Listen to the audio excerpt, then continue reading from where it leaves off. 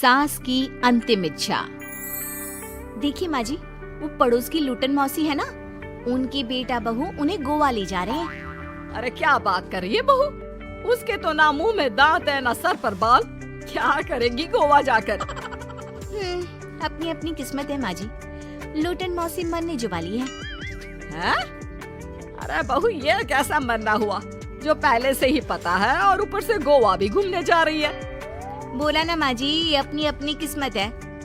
बात हुई थी मेरी लूटन मौसी की बहू से, बोल रही थी कि चलो दवाई में जो पैसा लगेगा वो गोवा में लगा देते हैं।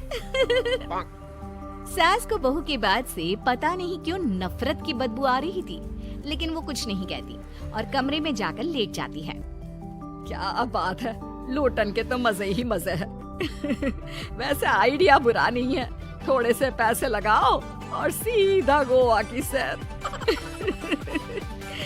मैं भी चलती हूँ गोवा। अगले रोज सास तय वक्त पर उठती नहीं है। अरे देखो जी, माँ जी अब तक उठी नहीं। आज दूध वाले से दूध और काम वाले के लिए दरवाजा मैंने ही खोला है। अब कम से कम माँ जी का ये तो सुख है कि सुबह जल्दी उठना नहीं पड़ता। बड़ी अजीब हो तुम, मेरी माँ सुबह से उठी नहीं है और तुम्हें चिंता दूध और काम वाली की है। अरे तुम्हें चिंता है ना, तो जाओ जाकर देखो क्या हो गया। वैसे मेरी किस्मत कहाँ लूटन मौसी की बहू जैसी। बेटे को माँ की चिंता होती है, वो सोचता है कि कहीं माँ की सांसें तो नहीं रुक गई और हमें पता ही नहीं चला।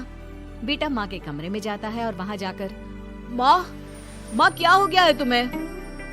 बेटा लग नहीं रहा कि अब मैं बचूंगी, लल्लन डॉक्टर के पास ले चले। अरे कैसी बात कर रही है माँ, तेरी तबीयत सीरियस है और मैं तुझे लल्लन झोला छाप डॉक्टर के पास ले जाऊं? ना ना ना।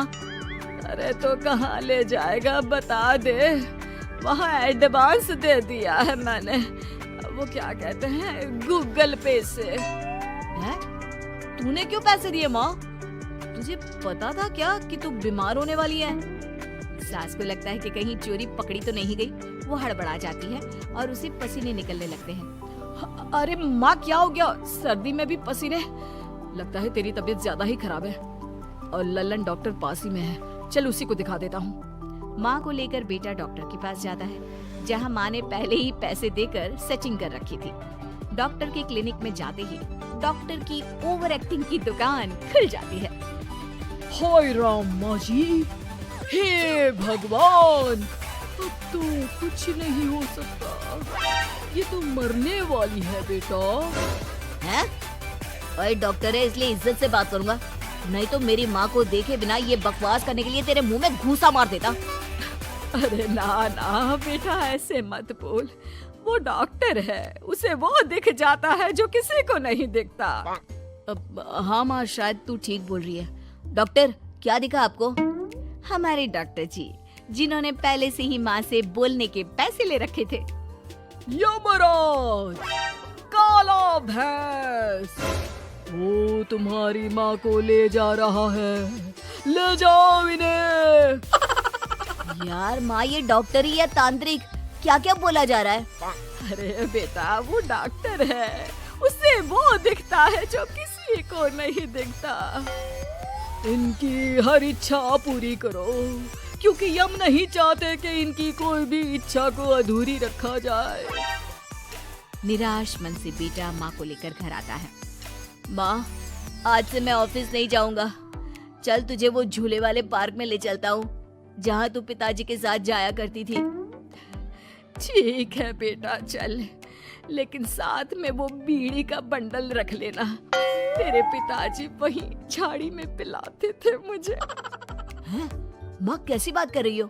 वैसे भी जीवन के 4 दिन बचे हैं और तुम। अरे देख बेटा, ना पिलानी तो ना पिला, लेकिन सुना ना तूने डॉक्टर ने क्या कहा कि मेरी कोई इच्छा खाली नहीं रहनी चाहिए।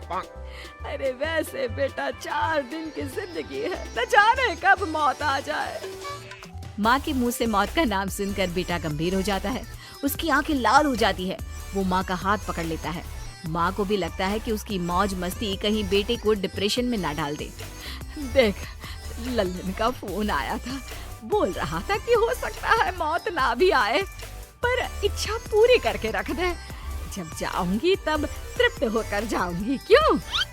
तभी बहू की आवाज आती है, माँ जी आपकी फेवरेट गट्टे की सब्जी बनाई है।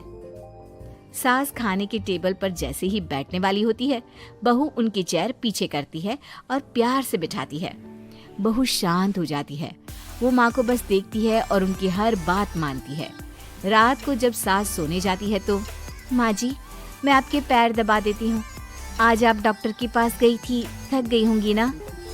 बहू का प्यार देखकर सास को हैरानी होती है। वो समझ नहीं पाती कि जो बहू उनके मरने को अपना भाग्य बताती थी, वो आज जब सास मरने वाली है तो दुखी क्यों हो रही है। क्या सोच रही है माँ जी? यही ना कि मैं ऐसा क्यों कर रही हूँ। माँ जी मैंने आपको हमेशा अपनी माँ माना है। माना आपसे नाराज होती थी, परेशान होती थी, आपकी बातें चुभती थी, लेकिन यकीन माने प्यार बहुत है आपसे मुझे। सास बहू को गले लगा लेती है। अरे तू क्यों मुंह में डाल रही है? आज नहीं तो कल मुझे मरना ही है ना। बहू रोने लगती है और वहां से चली जाती है। अब तो सास आए दिन कोई ना कोई डिमांड करती जिसे बच्चे पूरा करते। मुझे ना वृंदावन जाना है, कृष्ण की नगरी देखने। जी माँ जी हम आपको लेकर चलेंगे। माँ मैं कल ऑफिस से छुट्टी ले लेता हूँ। बेटा अब आए दिन छुट्टी लेता और माँ को घुमाता फिराता। एक दिन बॉस कहते हैं, रमन क्या बात है? मैं देख रहा हूँ पिछले 1 महीने से तुम ना काम करते हो ना दाम, बस सारा दिन इमोशनल से बैठे रहते हो। ऐसे में तो कंपनी तुमको और नहीं रख पाएगी। मैं खुद ही नौकरी छोड़ने की सोच रहा था बॉस। वो क्या है कि माँ का आज नहीं तो कल कभी भी देहांत हो सकता है। इतना कीमती समय मुझे तो पल पल उनके साथ रहना होगा। पता नहीं कब वो मुझे छोड़कर चली जाए। और बेटा नौकरी छोड़ देता है। माँ मैंने नौकरी छोड़ दी है, आज से मैं तेरे पास रहूंगा। माँ जी मैंने भी बच्चों का नाम स्कूल से कटवा दिया है, अब हम सब आपके पास ही रहेंगे और आपकी सारी इच्छा पूरी करेंगे। अब सास को लगता है ये तो कुछ ज्यादा ही हो गया। अरे बेटा नौकरी नहीं करेगा तो खाएगा क्या? बच्चे स्कूल नहीं जाएंगे तो साल बर्बाद हो जाएगा। वो समझ नहीं पाती कि क्या करे, कैसे ये ड्रामा खत्म करे। बेटा बहू अब तुम लोगों से एक बात करनी थी। देखो मैं ना बहुत शर्मिंदा हूँ, मैंने झूठ बोला था, मुझे कुछ नहीं हुआ है। वो तो ये बोलकर सास सारी बात घर वालों को बता देती है। माँ सच्ची? हे भगवान मैं जानता था माँ को कुछ नहीं होगा। वाह माँ जी ये तो बहुत अच्छी खबर दी। मैं तो हलवा बनाने जा रही हूँ। तुम लोग मुझसे नाराज नहीं हो? नहीं माँ जी हम बहुत खुश हैं कि आपके मरने की खबर झूठी है। माँ शायद मैं तेरे ठीक होते ही तेरा इतना ख्याल रख लेता तो तुझे ये नाटक करने की जरूरत नहीं पड़ती। माँ जी आप हम लोगों को माफ कर दीजिए।